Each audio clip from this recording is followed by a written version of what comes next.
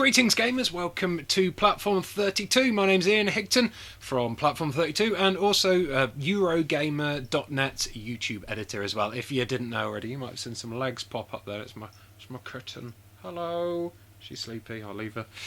Thank you very much for coming along and checking out another review from the vault. Today's review from the vault is Dead Space Extraction for the Wii, and it's the second really big review I ever did. And it's another example of how my voiceover work has improved over time, because you can blatantly tell I was reading on this one.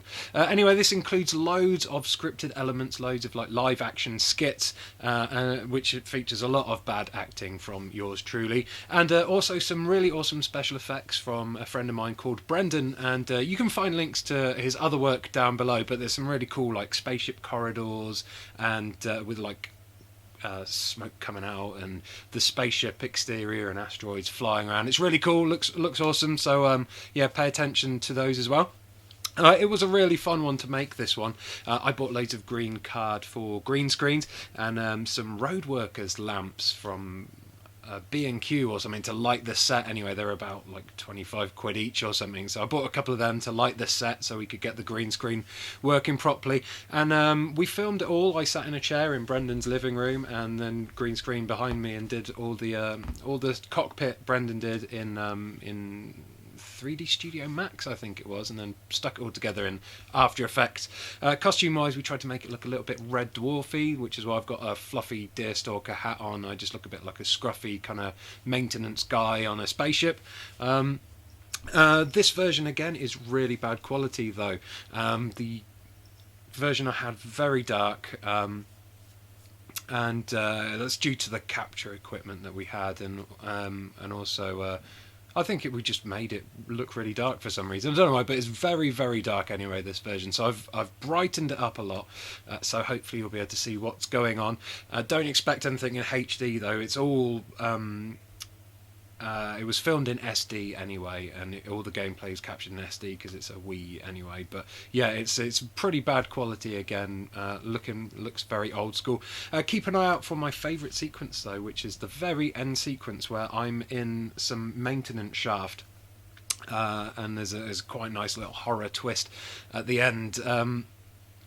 We did the maintenance tunnel by putting a little black table over me and then a black sheet over the top of me, so it cut all the light out, and then put some little lights on inside, some little LEDs and stuff, and stuck a smoke machine in there to get some spooky smoke in there, so it looks like I'm in this misty, creepy kind of maintenance tunnel. And then right at the end, I get dragged out by my legs and I disappear into the darkness because the blanket was covering me. It looks really cool, actually.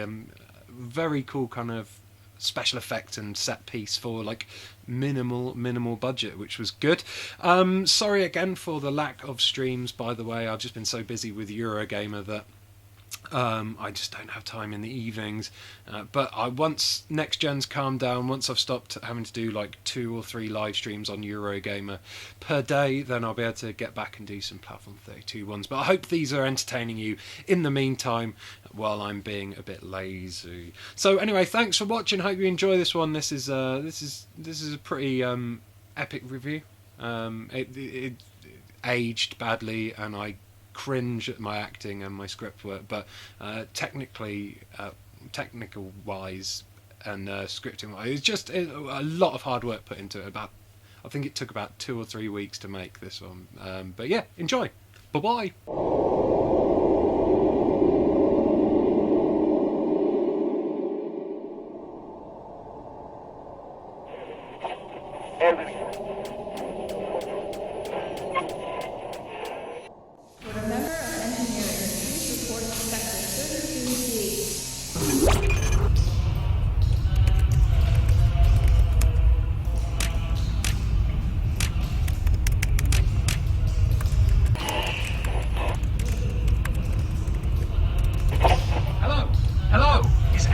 Receiving. This is a distress call from the USG game tank.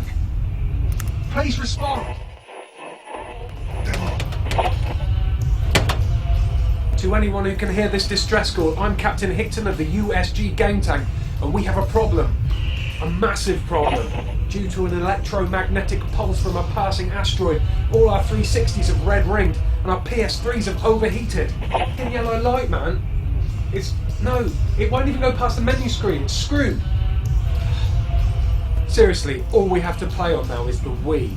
If I have to play one more cooking game or look at Vernon Kay's shit-eating grin on the front of the Family Fortunes box one more time, I'm going to part my arse cheeks, put them up against the nearest airlock and suck myself inside out into the fitness game-free, vacuumy bliss of space.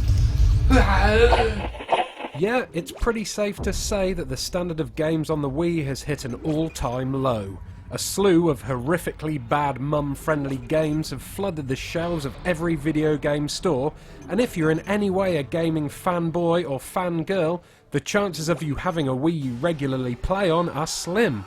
So when a truly good adult-only game comes out, it's bound to be ignored. I feel sorry for the makers of Dead Space. The PS3 and Xbox 360 versions were amazing. It was one of the most exciting, well-crafted survival horrors ever, with awesome graphics, cinema-quality sound and a deep, immersive storyline. But it was also tragically ignored by the gaming public, a trend that is about to be repeated here on the Wii with its prequel, Dead Space Extraction. Where the hell is the logic in releasing it on this platform? What are the chances that the type of gamers who played and loved the original would own a Wii and be bothered enough to kick their gran off Agatha Christie Evil Under the Sun, yes that is a real game, to play it? Especially when the original style of the game has been changed to what is normally a pretty poor gaming genre, the on-rails shooter. Madness! Brendan, what are you doing? Put it down! Brendan, don't touch that, man. Seriously, what are you doing? What? If you were worried we were about to go against this game, fear not. Dead Space fans will be in heaven as soon as this game loads. Classic Dead Space imagery and sounds are there from the start, and the first level of the game is set right on the same planet as the finale from the original title. It instantly feels like a valid member of the franchise, especially when you hear the iconic door opening sound effect. And the fact that many of the locations and characters are recognisable adds to the depth and believability of this backstory chapter. Is anyone receiving me? This is the USG game tank sending an all frequencies distress call. Is anyone out there? Things are getting really weird on board. Brendan has vanished. Last time I saw him he was playing My Body Coach on the Wii. He was ranting about Wii Fit clones and frothing at the mouth. I looked away for 1 minute and now he's gone. Strange noises. Coming from the vents. Despite its on-rails shooter status, Visceral have created a completely cinematic experience. This ain't no Time Crisis where you simply jump from one battle scene to the next. This game has an involving storyline with oodles of character development. The game features 4 main characters: stereotypical all-American hero Detective Nathan McNeil. Just tell me what the problem is, son. You don't want to hurt anyone, do you? Angry cop tosser Gabriel Weller. We need to get to the morgue. Think you can cope with giving us direction? Cowardly executive douche Warren Eckhart. Just give me a minute. And Lexine Murdoch, who is kind of hot. You even get to see her naked ass at one point. Super sweet. Play switches between these guys and other supporting characters, and as the story progresses, you'll experience the plot from different viewpoints. It's true that you can see a lot of the twists coming from a mile away, but the game still stands up to many sci-fi movie classics when it comes to the scripting. The day I can't put down a rookie is the day I hang up my boots. For a Wii game, the graphics are amazing, almost identical in quality to those of its older brothers, just minus the HD sharpness. There is gore galore and lots of blood and limbs flying around. Couple that with the darkness of some of the set pieces, at times it's easy to get confused at what you are meant to be shooting at. Damn you, standard definition! Damn you!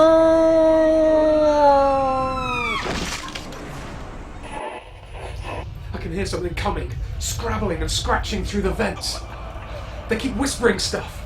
Something about Ninja Bread Man. Huh?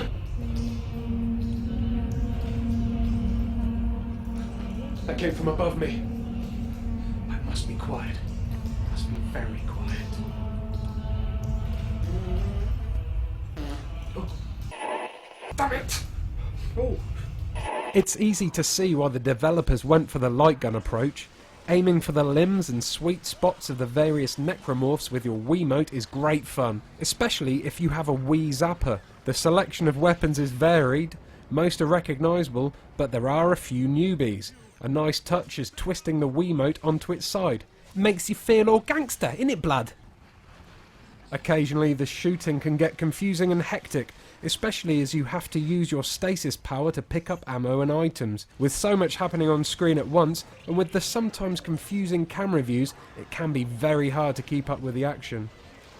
Despite having a weak ending and not being anywhere near as scary as the first Dead Space, this isn't just a cheap cash-in. This is a true, finely polished prequel that reeks of quality and is something that deserves to be played. Do yourself a favour, dust off your Wii, turn down the lights, turn up the volume and settle down for a movie-like gaming experience you won't find anywhere else. Altman be praised. The hell? Is that normal? Not really, no. To anyone who can hear this, this is the USG Game Tank. We've been overrun by crappy Wii games. My crew has vanished.